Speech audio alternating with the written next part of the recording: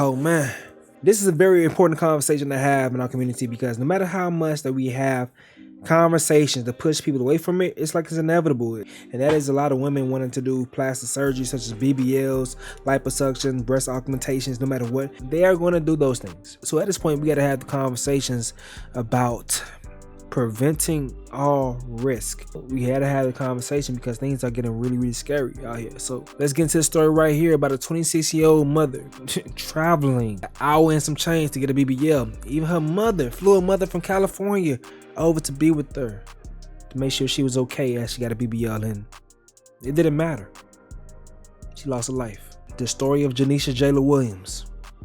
Shouts out to Miriam from NBC6 and also David Neal from the Miami Herald, so I could be able to gather this information to give y'all the story. So Jayla Williams, she was 26. She was a photographer, a wife, a mother to 2 young children, and a sister's best friend. Her sister said she was very caring and always knew what to say, a cheerful personality and an all-around beautiful soul. And on October 20th, 2021, Jayla traveled from Hillsborough County to the Best You Now Cosmetic Surgery Center and Plantation for a breast augmentation and a BBL, or other people may call it a Brazilian butt lift. Now her mother, Latosha Leggett, she flew from California to be by her side for this big event right here. Her mother was in there and she was asking every hour, how's my daughter, how are things going? And they kept telling me she's okay. This is mother talking. She's saying everything's fine. But Miss Leggett said she started worrying when she started seeing other patients come out the room, but not her daughter. Even people that was checking in after her, possibly for the same thing, coming out before her. And she kept asking, what's going on with my daughter? They'll say everything is okay, but soon she heard the sirens going off. So Miss Leggett says the ambulance pulled up, and that's when I said, excuse me, can somebody tell me what's going on? And according to a report provided by the Broward Medical Examiner's Office, the procedure was completed, but Jayla never woke up from the anesthesia. Now Latosha says the doctor and nurses approached her as her daughter was being transported to Plantation General Hospital. Miss Leggett said this right here. They politely grabbed me and said, your daughter is dead. Simple as that. While the medicals or examiner's reports list the cause of death as undetermined, the Florida Health Department has filed administrative complaints against the surgery center licensed as Serenity Capital Investments, LLC, the Best You Now, and Dr. John Edward Neese, the designated physician for that surgery center, claiming they allowed a doctor who was not a qualified anesthesia provider to sedate Jayla. In Jayla's case, Dr. Millicent Muir, an OBGYN who was restricted from practicing that specialty for an unrelated complaint, administered the anesthesia. While the center has several anesthesia providers on record, she's not one of them. Instead, she is listed as a recovery personnel on state records. According to the state's complaint, she was only employed to provide anesthesia for parents. Now, they got a guy to speak for them on NBC that's a professional, an expert, if you would say. His name is Dr. Michael Champeau, and he's the president of the American Society of Anesthesiologists. And without speaking directly about Jayla's case, he explained, like straight up, like in medical regulations, physicians are allowed to give anesthesia, but in practice, that does not happen. Adding that anesthesiology is a specialty like gynecology that requires additional training. In Florida, the standard of care rules requires surgeons use a qualified anesthesia provider, like an anesthesiologist or certified registered nurse anesthetist, to administer anesthesia. Now, NB6 investigators went to Best You Now and they actually found Dr. Muir, the lady who messed everything up with this young lady.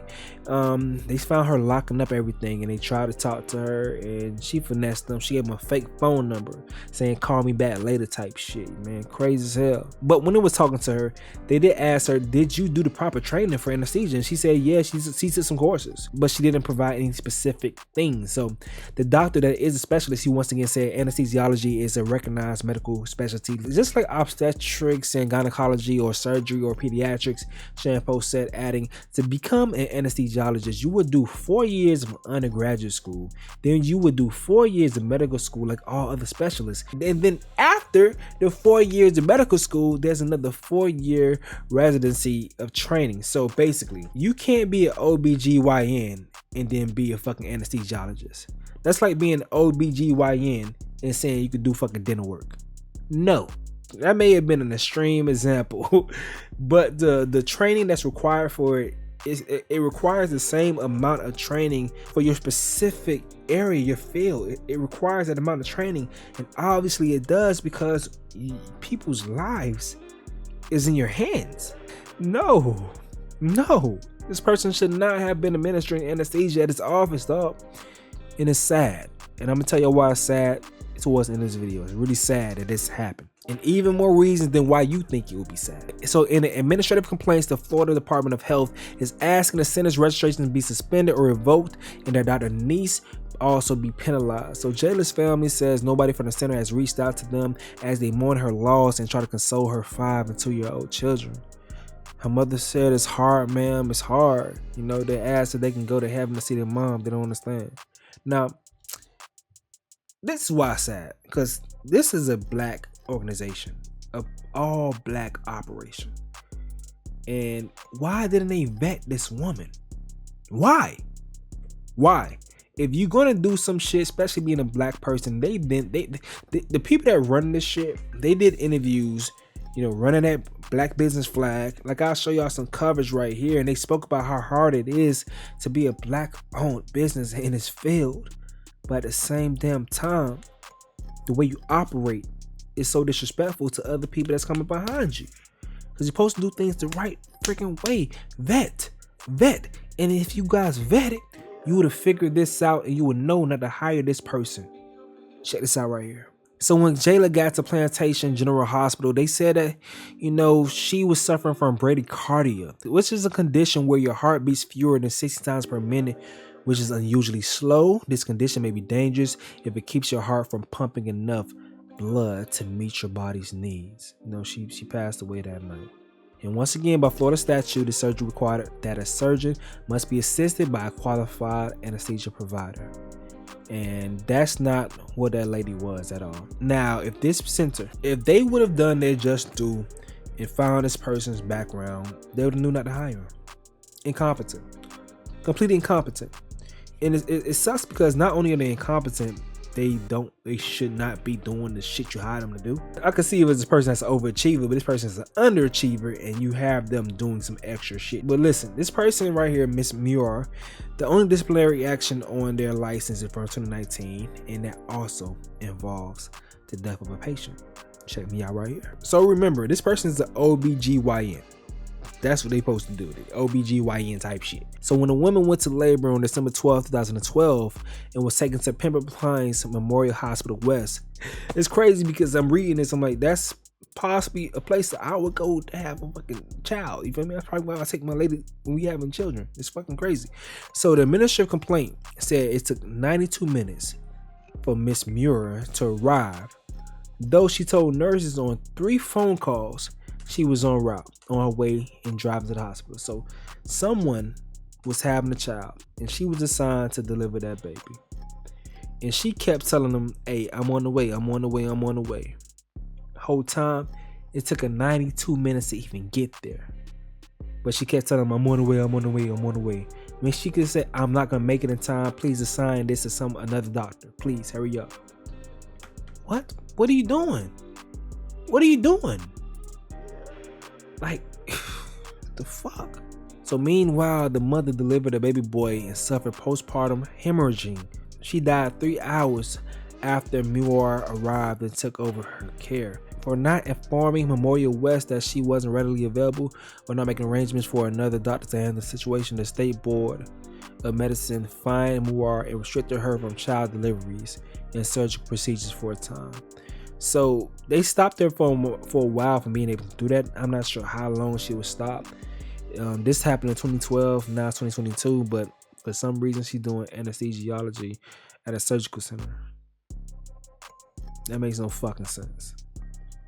People like this, you can't be out here. Like, you can't be doing this to people, man. People's lives are at risk. People's lives are at risk. One mistake is one mistake too many. And 2 mistakes Hell no. Can't have that. You are taking people away from their families by being incompetent. And just admitting that you can't do certain things. Say you can't do fucking anesthesia. Don't go out for that fucking job. That's all they hiring for is you to do anesthesia, whatever. Don't go for that job because you risking some people's lives, man. And then when it comes to this right here, this the situation with the pregnancy, tell them you can't make it there in time. Save somebody. Instead of being selfish, this person shouldn't work. They should not work in the medical field because they care more about themselves than anybody else. It's like kind of obvious at this point in time. If you guys don't get it, I get it though. It's really obvious. One thing that we got to have a conversation about, because I understand this video is not going to deter anybody that's really focused on getting a BBL. It's not going to stop y'all from getting that shit. If it's what you guys want, y'all going to do that shit no matter what. The most amazing man in your life may tell you, if you're a lady that, date men. Y'all know y'all be different nowadays. But no matter what someone may tell you, may still want that shit. And all I can say is do your best to vet.